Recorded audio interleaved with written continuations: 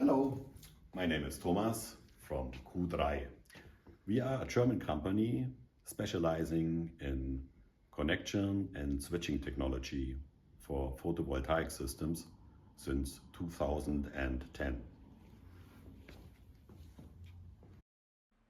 All of our products are developed and manufactured here at our headquarters, with many years of experience going into every detail. So today I would like to introduce our Firefighter switch called QFire. This is the QFire LITE, mainly designed for smaller installations. It's very easy to connect. Here you can see the power supply. And here is the switching unit. At this point the system interrupts the string voltage when switched off.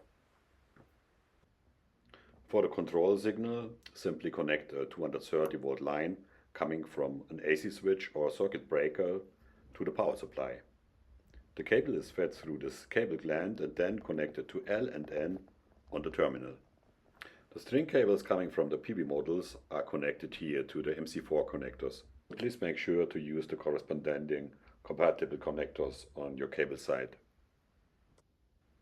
From this output here, the connection continues directly to the inverter. If the AC power supply is interrupted, the connection between the strings and the inverter is automatically cut off inside the box.